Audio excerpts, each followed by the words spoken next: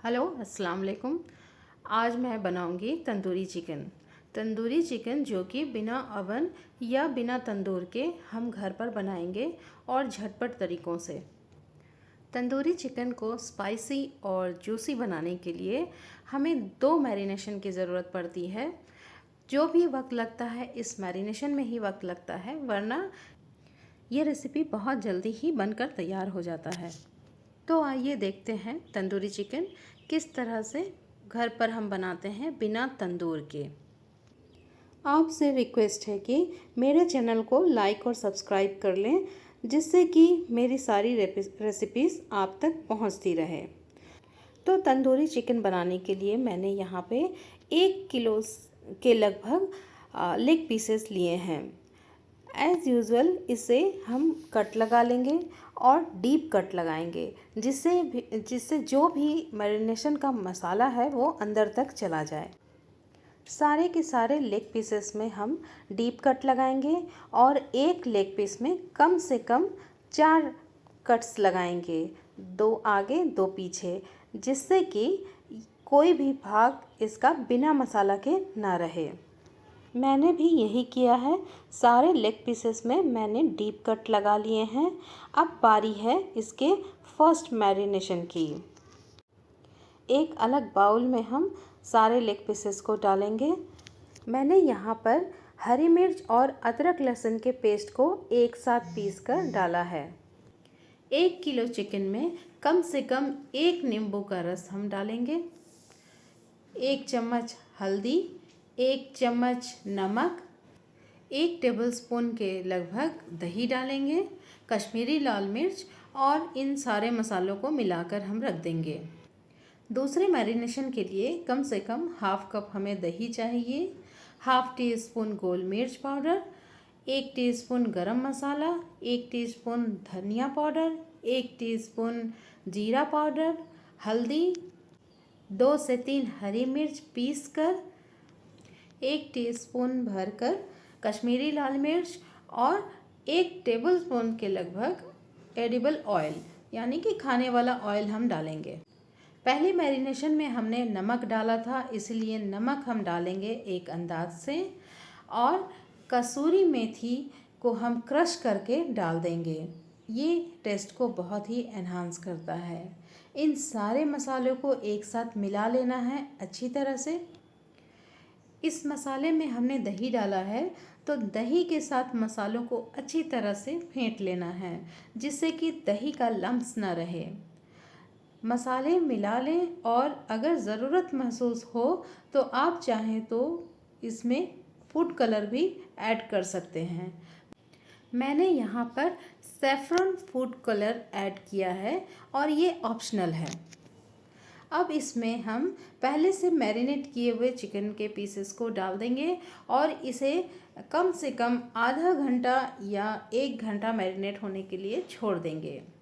पहला मैरिनेशन कम से कम आधे घंटे के लिए, दूसरा मैरिनेशन अगर वक्त है तो 1 घंटा, और आपके पास ज़्यादा वक्त है तो कम से कम 12 घंटा। जितनी देर हम इसे मैरिनेट करेंगे उतना ही ये चिकन बहुत टेस्टी बनेगा। मैंने कम से कम रात भर के लिए छोड़ दिया था। अब ये फ्राई करने के लिए बिल्कुल तैयार है। मैरिनेशन के प्रोसेस में थोड़ा सा पानी भी छूटता है। चिकन में मौजूद एक्स्ट्रा पानी को हम अलग निकाल लेंगे, क्योंकि इसे हमें बिल्कुल ड्राई ही फ्राई करना है। अब एक पैन में हमें थोड़ा सा बटर गर्म करना है, या फिर आप चाहें तो कोई भी ऑयल गर्म कर सकते हैं।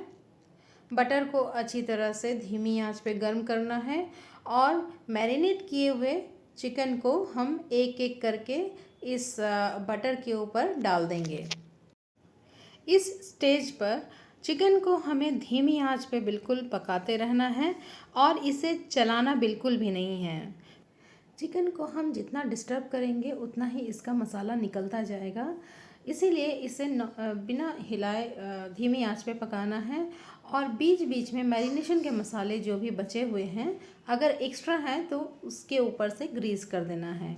एक साइड से चिकन जब ब्राउन हो जाए तो फिर इसे पलट दीजिए और ठीक उसी तरह से धीमी आंच पे पलट कर भी इसे पकाना है।